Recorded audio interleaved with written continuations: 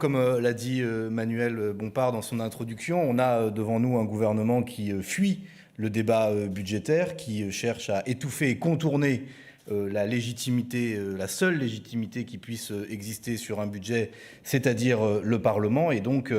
nous voulons clairement insister notamment sur une situation qui est que notre pays, peut-être a-t-il échappé vendredi à la dégradation de sa note financière, mais il vit très clairement une dégradation sociale et une dégradation morale par les inégalités de richesse qui existent dans notre pays.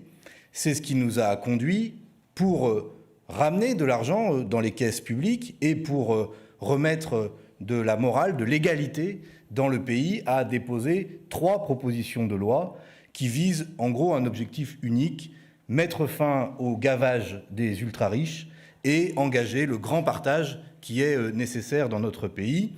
Ces propositions, elles sont de 3 ordres, elles sont portées par différents collègues du groupe et par l'ensemble du groupe pour chacune d'elles, évidemment. La première, c'est celle qui consiste à limiter les écarts de salaire de 1 à 20 dans les entreprises pour ne plus avoir ces situations où des patrons bons à rien comme M. Tavares s'engorgent et mettent beaucoup d'argent dans leur poche et dans celle des actionnaires au détriment des salariés. Il y a, au moment même où nous parlons, une mobilisation à Aulnay-sous-Bois de sous-traitants de PSA, de Stellantis, qui sont pris à la gorge parce que la logique de rentabilité financière des grands groupes, et notamment de celle de M. Tavares, étouffe les travailleurs et les sous-traitants, et que nous sommes pour notre part partisans de mettre dehors ces parasites financiers, qu'ils soient actionnaires uniquement motivés par leur rémunération ou grands patrons uniquement motivés par le niveau de leur rémunération. Comme M. Tavares a dit, si ça ne vous plaît pas, faites une loi, nous lui répondons chiche. Et donc nous avons déposé une proposition de loi pour limiter les écarts de rémunération dans les entreprises de 1 à 20 entre le plus petit salaire et la plus haute rémunération. Et nous portons évidemment aussi cette proposition dans le cadre de la campagne européenne pour une directive européenne sur le sujet. Deuxième revendication que nous déposons sous forme de proposition de loi, puisque le gouvernement cherche de l'argent, c'est évidemment la taxation des super patrimoines par le rétablissement, la création d'un nouvel impôt de solidarité sur la fortune que nous avons déjà proposé à plusieurs reprises, qu'il est maintenant indispensable de mettre en œuvre, puisque la réforme de M. Macron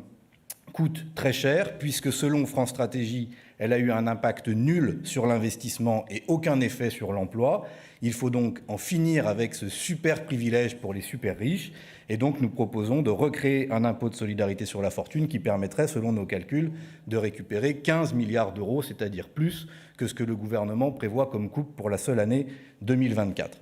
Troisième élément, évidemment, et le sujet a déjà été porté ici aussi, notamment par Aurélie et Emmanuel, la question de la taxation des super-profits. Il est clair qu'il y a des super-profits. Il est clair qu'il y en a notamment dans la question énergétique, puisque vous avez 37 milliards d'euros qui ont été payés en plus par les Français que ce que le coût de production de l'électricité était, 37 milliards d'euros de vol sur le dos des consommateurs français, mais c'est le cas aussi chez Total, c'est le cas aussi chez CMA-CGM, c'est le cas aussi dans l'agroalimentaire, et donc il faut instaurer une taxe sur les super-profits. Nous redéposons cette proposition de loi qui, là aussi, selon nous, devrait permettre de dégager des sommes pour faire face aux besoins du pays, éviter les coupes dans les budgets publics, éviter les coupes dans les services publics, éviter les coupes dans l'assurance chômage et dans la fonction publique, toute motivation que nous combattons évidemment ici, dans les urnes le 9 juin, mais aussi évidemment dès demain, le 1er mai, dans les rues, avec aux côtés des organisations syndicales.